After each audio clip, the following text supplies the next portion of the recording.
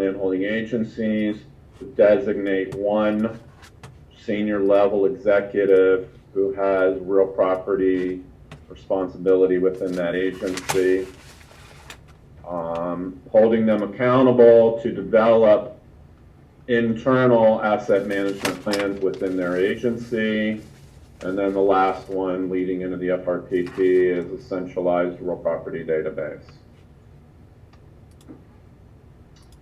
Specific goals for the FRPP system, again relating back to the goals for the executive order itself, were to provide information and data that can guide strategic real property decision, both government-wide and within each agency. The data that's in the system has been used and was intended to use various real property initiatives such as freeze the footprint, energy management initiatives, sustainability initiatives, historic preservation, and emergency management. And again, to consolidate a core set of measures into one system. I work in GSA's Office of Greenwide Policy. We have the overall responsibility of overseeing and managing the system. OMB is the chair of the Federal Property Council, so we work closely with them and the reporting agencies to the FRPP in developing the annual requirements for the system. We will oversee the incorporation of those requirements into the application. We will then provide training sessions during the spring and early summer, going over what those annual reporting requirements are, as well as what the system enhancements are to the federal property profile system. And then as the reporting period commences, we work with agencies to resolve any technical issues to make sure that their data is submitted in a timely manner. Once the data comes in, we analyze it, looking at anomalies, as Gary had said earlier, that might need to be explained, or if errors are identified, have them corrected. Then once we close out the reporting period of data, we will produce a public report that provides summary level data out of the FRPP. And at the end of the presentation, there'll be links to both the guidance document that contains the reporting requirements for the FRPP, as well as the annual summary reports that you can access through the GSA website. And sporadically, we do respond to requests for FRPP data from various stakeholders, GAO, Congress, the press, public, and others. And obviously, those are handled differently depending on the specific stakeholder. The next thing I wanted to highlight are the data quality controls that are in place in terms of the FRPP. We consider it to be a three-stage process, some done by our office, others done by the agencies themselves.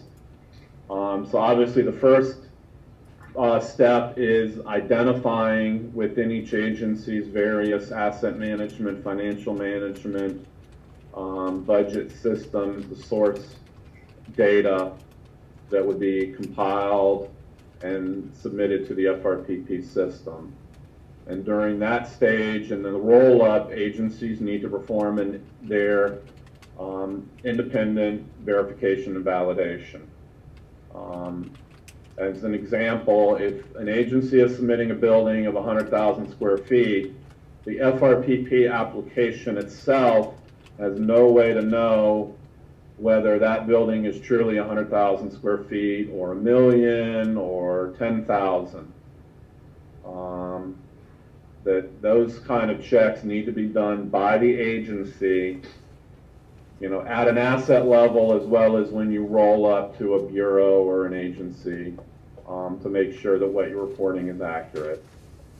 Within the guidance document that we refer to as our FRPP data dictionary, there are a set of business rules in place for each data element, which provide acceptable responses for those data elements. And those business rules are incorporated into the application so that as data is submitted, there is a process to check that against the business rules, and if they're not followed, identify those errors before the data will be accepted. So that's what we consider the second stage. The third stage, kind of highlighted previously, were the anomaly checks.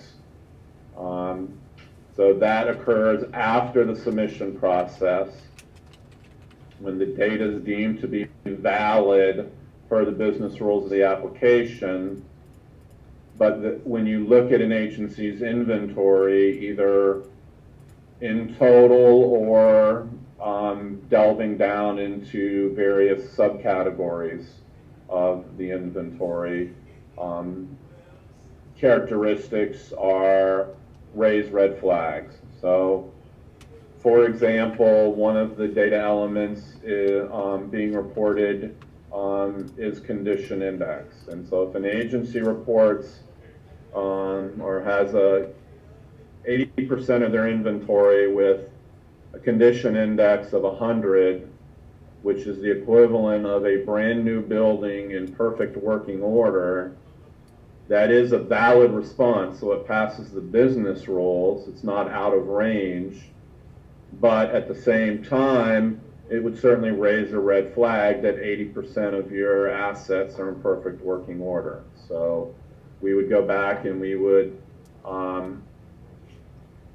present that to the agency. We found this when doing our review, and have them go back and confirm whether that is truly accurate, or if there's an error that needs to be fixed, and then if it is, some kind of background explanation. All right. We collect data from 37 agencies, everything from the Kennedy Center, which is just one building, to agencies such as Defense and Interior that submit 100,000 assets each year. We provide flexibility to fill out a web-based form or to use XML. The FRPP application, due to security concerns, is a standalone system. There is no direct connection into the FRPP, and FRPP doesn't directly push to any other application to reduce security vulnerabilities. So XML is the methodology to send the data to the system. The data is an annual snapshot. It is an inventory system. When it was first established, it was understood that each agency has asset management systems that they would use to manage the day-to-day decision-making process of their inventory, and those systems would collect many more than the roughly 25 to 30 data elements that we collect in FRPP year to year. So it's an annual snapshot as of September 30th of each year. Normally the deadline for submission is December 15th. However, due to the government shutdown, that's been extended to January 7th. I mentioned the links earlier in the presentation. The federal real property reports are that annual summary report. You can find those at the gsa.gov FRPP reports.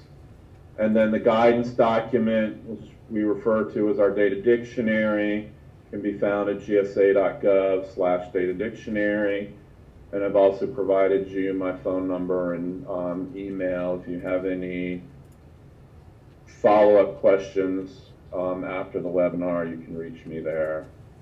So at that point, we can move on to any questions that you might have regarding the FRPP process. The first question came in from Christy, asking, is FRPP for buildings and structures, but not land? Christy, the FRPP, and if you go to section 2, I believe, of the data, I'm sorry, of Executive Order 13327, there are a set of exclusions.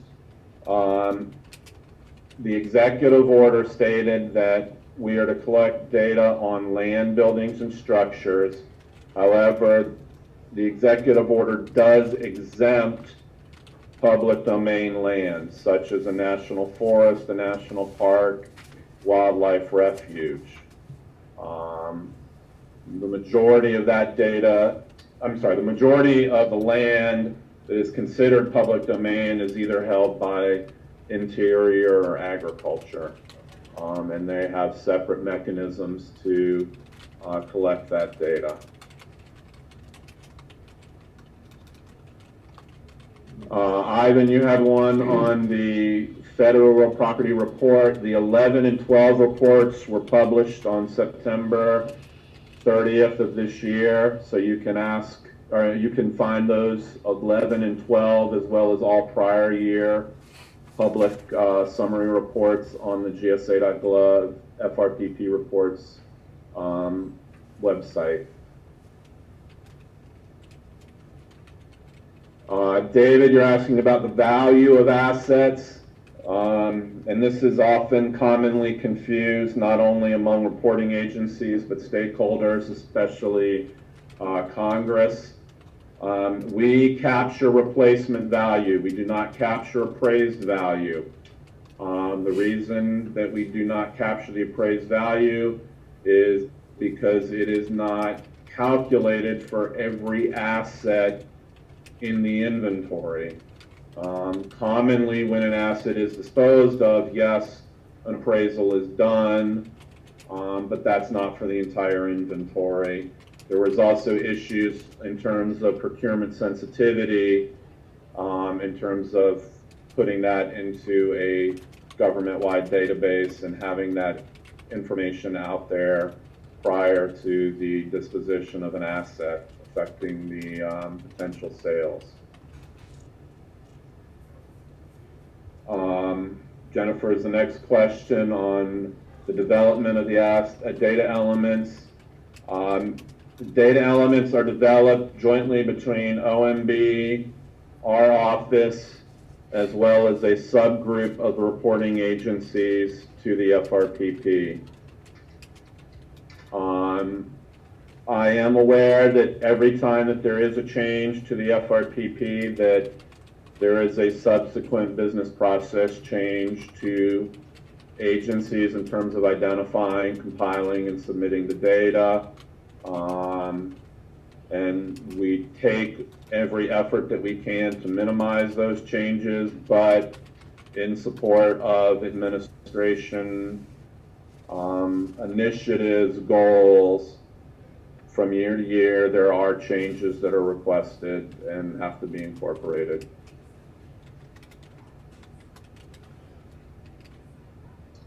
Sandy's asking a question about why do we capture information on the leases or the leased inventory. One generic reason that we do is there is an interest in the size and the cost to the federal government of its real property inventory. So whether you own the building yourself and are maintaining it and have to pay for the various services that are done, or whether you lease space from the private sector and are paying rent and having someone else do it, there is an outflow of dollars that need to be tracked, as well as to gain a relative size of the federal inventory. You do not want to limit it to just what you directly own. You want to capture what's leased.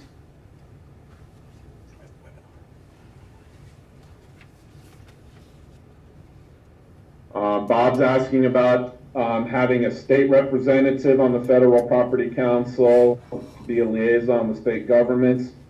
That's something we can explore.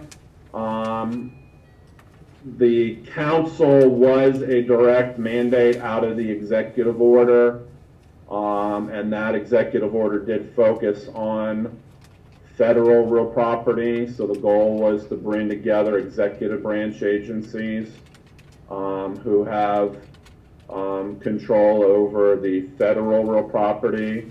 I can raise that question for further discussion about somehow involving state governments in the process, but obviously the primary interest and goal is the federal. Well, and Bob, if you want to clarify whether you're talking about the state government versus the State Department, I'll answer on the State Department. State Department is one of the agencies on the Federal Property Council. The council is comprised specifically of agencies who are subject to the Chief Financial Officer Act. You can find a list of those in the annual reports, but basically it's your departmental level agencies, Justice, Commerce, Defense, etc., as well as some selected independent agencies such as GSA, National Science Foundation, EPA, and several others. Question from Charles Fowler. Anyone from the U.S. Army Corps of Engineers on the Federal Property Council? There is a representative from DOD as a whole, and they represent the interests not only of the Corps, but as well as Air Force, Army, Navy, and DOD Washington Headquarters Service.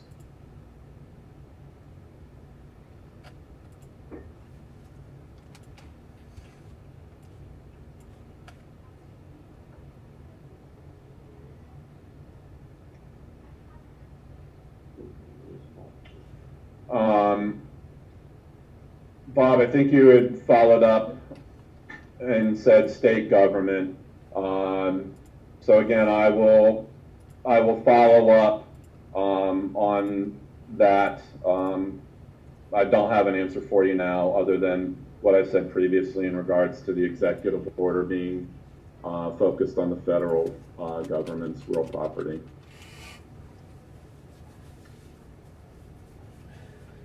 Contain a list of individuals on the council, and I assume that you're referring to the Federal Property Council. There is on performance.gov a section devoted to real property activities. And at the bottom of the page, and I can give you the specific, or I'll give it to John, and he can share it with you afterwards. At the bottom of that, there is a listing of the major landholding agencies. And if you're to click that link, it provides you the senior real property officer at each of those agencies who is a member on the council. So you can reach out to them that way.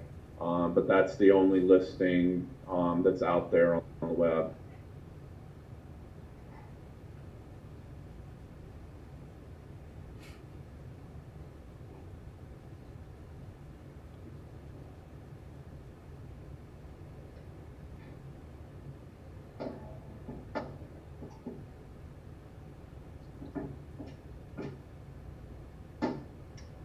We can probably hold for a few minutes. Okay.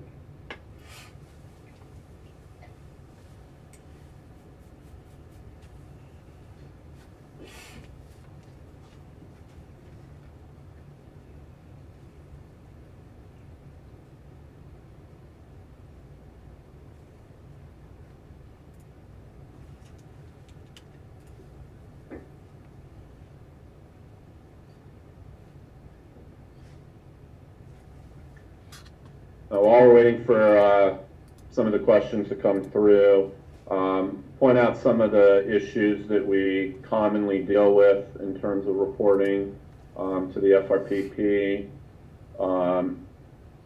I referred to the correction of errors by the business rules during the submission process. The application allows users to correct the data within the FRPP application directly. And we provide that flexibility to agencies to do so only there. The common issue that we deal with agencies is that they correct the data in the FRPP, but don't go back and correct it in the source systems. So when an agency makes the correction only in FRPP, doesn't go back and match it in their source data, and then discovers an even larger error that has to be corrected if they restage their files via XML and try to upload them into the system, they will have overwritten the corrections that they made in FRPP with the incorrect data that came from their source system. So that's something that we deal with year to year and point out to people. Jennifer, you're asking, when does the council first meet to determine the next fiscal year data elements? That usually occurs in the first quarter of the calendar year, so it might happen a little later since the deadline's pushed back, but usually that January, February time frame.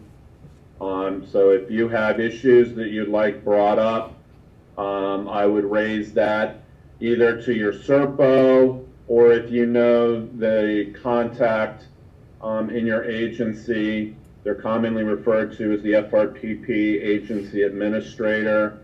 That person handles all of the accounts within each agency that reports to the FRPP. A lot of those people at a staff level participate in the formulation process for refining the data elements. Me, myself, and I, similar question about the next meeting. That would usually be the first couple months of 2014. There is no specific date set at this point. Again, I would reach out to either your SERPO or even better, your FRPP agency administrator.